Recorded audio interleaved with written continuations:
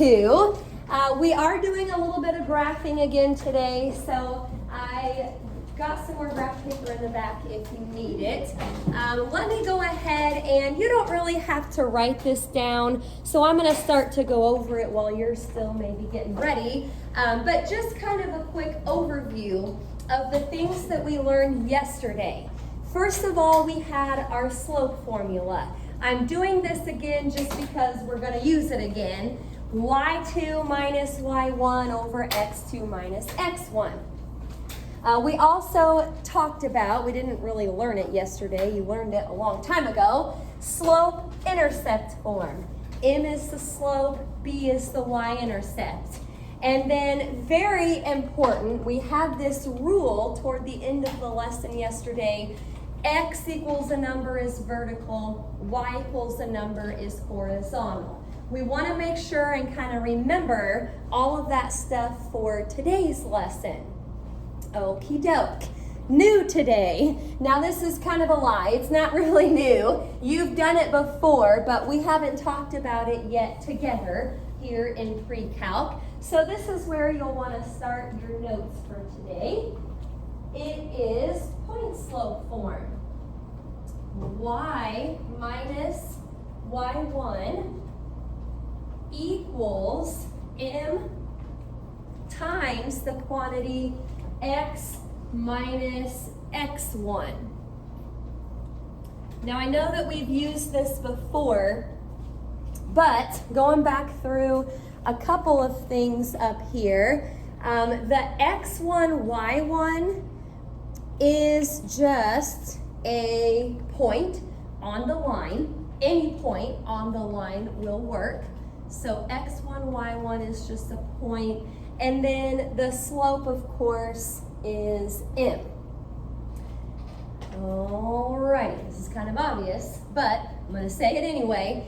If you are given a point and a slope, then it just kind of makes sense to put it into point slope form. That's why it's called point slope form. All right, I'm going to be using that a little bit here. I think I just have a couple different sets of directions today, so I may go ahead and put the first one up here. A little wordy, but I'll give you plenty of time here to get it. It says, find the equation of the line. Find the equation of the line passing through the given point with the given slope. All right, find the equation of the line passing through the given point with the given slope. And then it says to graph. So, I think we'll try a couple like this and then a couple more with some different directions after that. Again, if you want to do all your notes on graph paper, that's fine, or just the graphs on graph paper, that's fine too, as long as you kind of keep them all together in your binder. Well, here is the first one.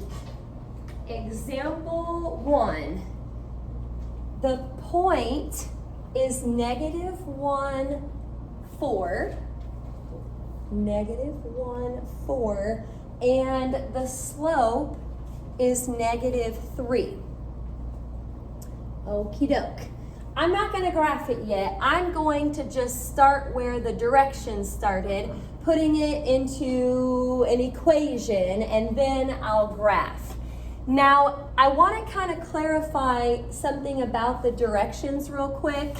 Anytime it says find the equation, I would like for your answer to end up in, trying to squeeze this in up here, I would like it to be in slope-intercept form by the time you're done.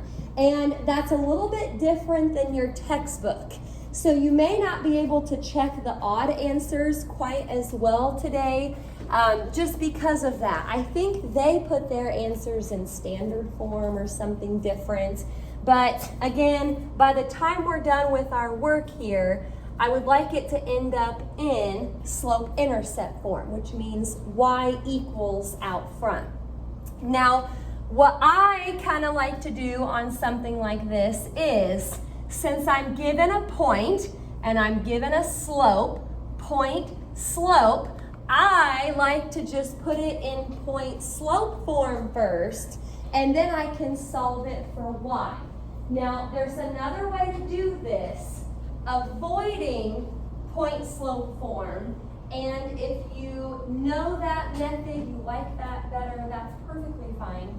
This just kind of makes sense to me. If I have a point and I have a slope, put it into point slope form. So here we go. This -1 is the x1, 4 is the y1.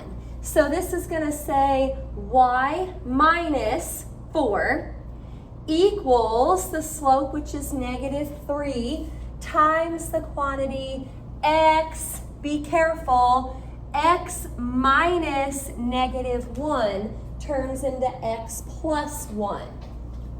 Okie doke. Now, if I need to solve this for y, do you remember what my next step will be? Very good, distribute. So let's do that. I've got a -3 times x, which is -3x, and then -3 times 1 is -3. I put a second step up here, bless you, which is kind of the main goal here. I distributed, but what I'm trying to really do is get it to slope-intercept form. So the last thing to make that happen is just add 4 to both sides, and there we go. That's the first part of the problem, getting it into slope-intercept form. Okie doke. Any questions about the first part? Let you finish that up if you need to. If you're good with that, go ahead and sketch a little coordinate plane on your graph paper. It doesn't really need to be that big, so you don't have to go overboard. And I'll give you a second to get that started, and we'll talk about a couple different ways you could graph. All right, -3x plus 1. We're looking good. Well, you know, technically to graph this, you could go off of what slope-intercept form is telling you. So like I have it up here, the y-intercept is 1. My coordinate plane is way too big again, but that's all right. And the slope is -3. I'm going to think of that as -3 over 1. So down 3, right 1. That's how I did it. The other way to maybe do it is go back to what they gave you. Let me reverse here for a second. You could also start with this point, -1, 4, and then that would be like right here, and then do your slope, down 3, right 1. That would also work. Okie doke. Make sure you've got your arrows on both ends there. That'll go on forever and ever. Any questions about our first example? Okie dokie. Again, a lot of this kind of getting going here is just some review, so not too bad. We'll try one more with these directions, and then we will switch over to something a little different. Example 2. All right, for -2 is the point, and the slope is undefined. For -2 and the slope is undefined. Now you may not want to write this down, but you can follow me for a minute. If I tried to do what I did on example 1, which is start with point slope form, wouldn't be too bad to begin. Y minus y1 equals m. I don't really think I can put the word undefined in there and then distribute it. That's not going to work. So we have to think about this one a little bit differently. Okay, first of all, if our slope is undefined, do you remember what kind of a line it should be? Vertical. And then furthermore, what kind of equation do all vertical lines have? Is it x equals or y equals? It's x equals. This is all in your notes from yesterday. Well, what does x equal? If you look at this point up here, x equals 4. That's your x coordinate. So I know it doesn't really look like slope-intercept form, but that's our equation. That's what it has to be. If the slope is undefined, it's vertical, and vertical lines are always x equals a number.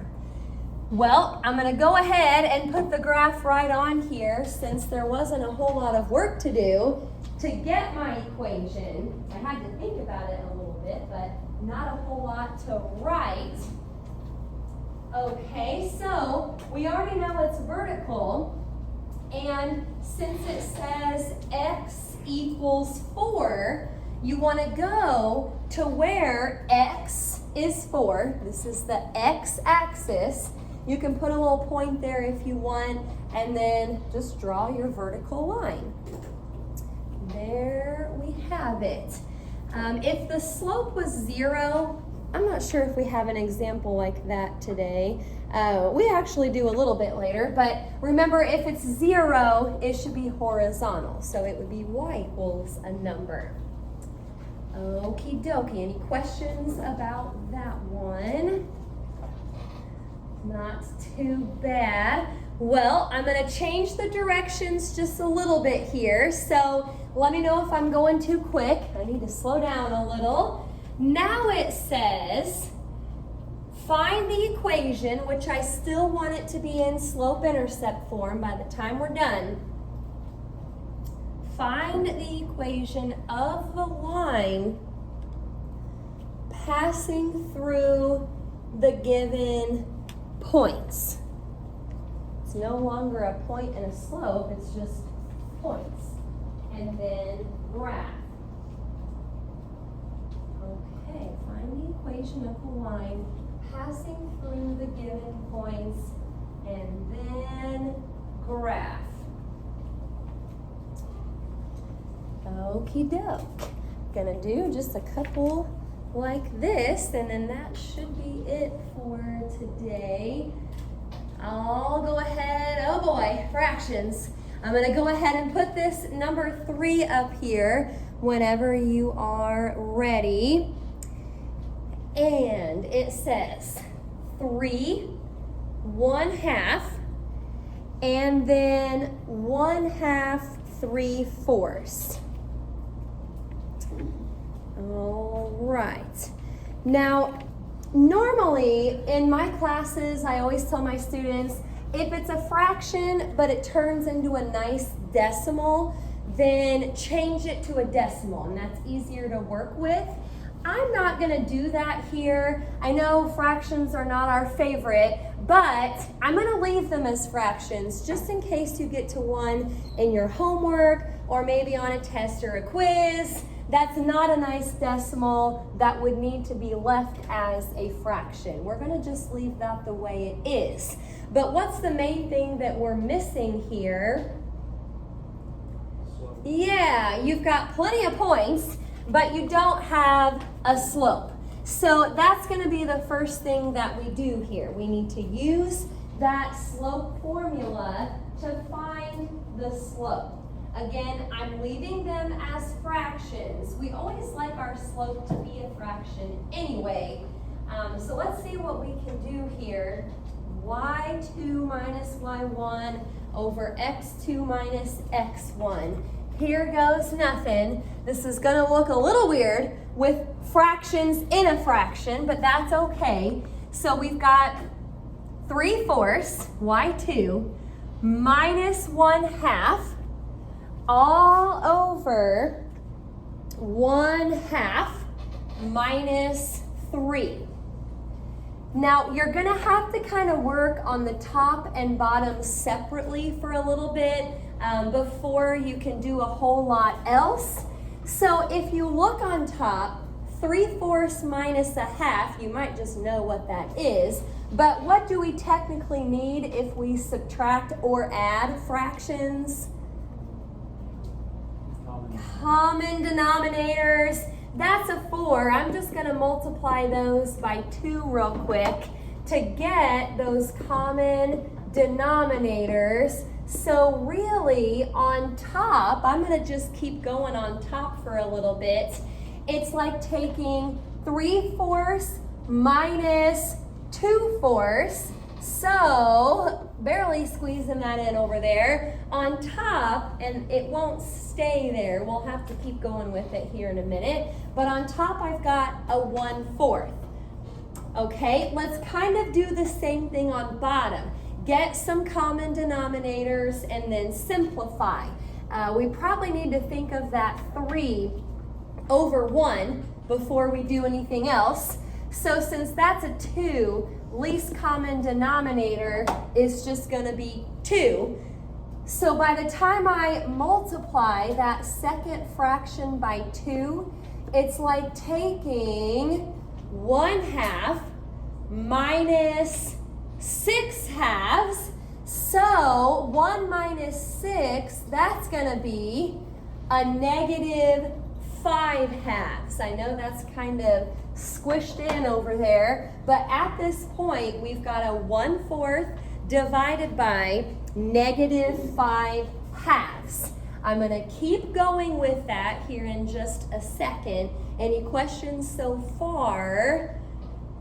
Fractions are kind of yucky, but that's okay. Let me catch up here to the PowerPoint.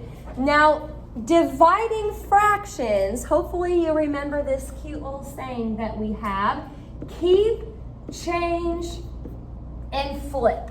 If you had me last year, that's kind of how we said it. You probably learned that maybe back in middle school. Keep, change, flip.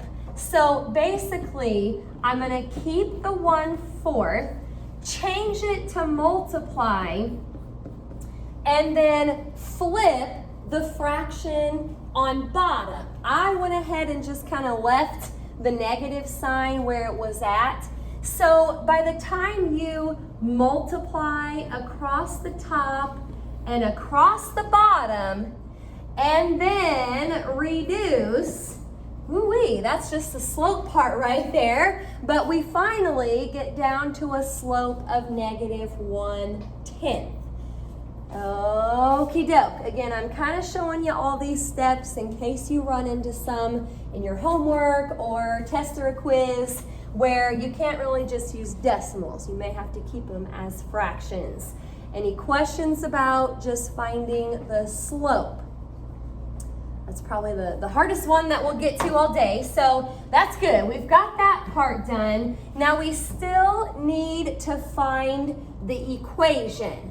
And I'm going to basically do what I did on our first example today. I'm going to start with point slope form and then solve it for y. Now, which point do I use? I know I have to use this slope, but which point do I use? It really does not matter. I think I'm going to use just that first one because it only has one fraction instead of 2.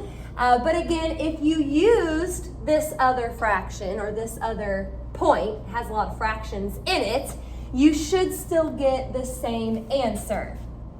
Okie doke. I'm going to just do this one step at a time here. So point slope form, y minus y1, which is a half, equals my slope times x minus x1. So that would be x minus 3. Now I do need to distribute the negative 1/10. So let's do that over here. I'm going to leave the part out front. Negative 1/10 times x is just negative 1/10 x. By the time you distribute to the part in the back, a negative times a negative makes a positive, and you're really just going to kind of multiply across the top and across the bottom. That's just going to turn into a 3/10. Now, the very last thing that I'm going to have to do here, and I may just leave that up there the way it was. The very last thing I have to do is, make sure I had that right. That looks good, except I forgot the x. There it is. I'm going to add 1/2 to both sides. Add 1/2. Now, I thought we were done with all the fraction nonsense, but it looks like we're back at it here. We probably need to think of the 1/2 instead of 1/2. If you get your common denominators, least common denominator there would be 10. So let's think of the 1/2 actually as 5/10. We're adding 5/10, and I'm going to see if I can get this done over here. Finally, I've got a negative 1/10 x plus, by the time I add right here, 3 plus 5 is 8. 8/10 would reduce to 4/5. So that's going to be my equation. As messy as it was, I've got a negative 1/10 x plus 4/5. Now, I will say, when we go to graph this here in a minute, you definitely want your slope to be a fraction, because then you can do your rise over run. Y-intercept, though, you can do a decimal for that part if you want. 4/5 would be the same as a 0.8. So I think that's kind of how I wrote it up there. Either way is fine. We are going to have to kind of estimate where that is at. 0.8 or 4/5 would be almost up here to the 1. Not quite, just a little bit below. So by the time I do the slope, remember, with a fraction, you really want to think of the negative probably just on top of the fraction, which means we have to go down 1 and then right 10. That's kind of weird. Down 1, right 10. If I take this point and I go down 1, it was right below 1 to start with. So if I go down 1, it's right below 0. And then over 10. Well, that was a tough one. Had some fractions to work with. Ended up keeping them as fractions. That's better anyway for your slope. And then slope was just a negative 1/10. It's just barely going down from left to right. Okie doke. I promise the last example today is not nearly this complicated. This is probably the worst type of one that we'll get to. Any questions about what we did on number 3? Good stuff there. All right. Well, the last example still has the same directions and everything. So they're going to give us 2 points. Let me know if you're not quite ready yet for it. But 2 points, we're going to have to find the slope first again, and then see if we can graph. Okie doke. 4, and then 0.3 is the first point. It's weird. And then negative 5.3 is the second. Alrighty, let's find the slope. You can't do the equation without the slope. Okie doke.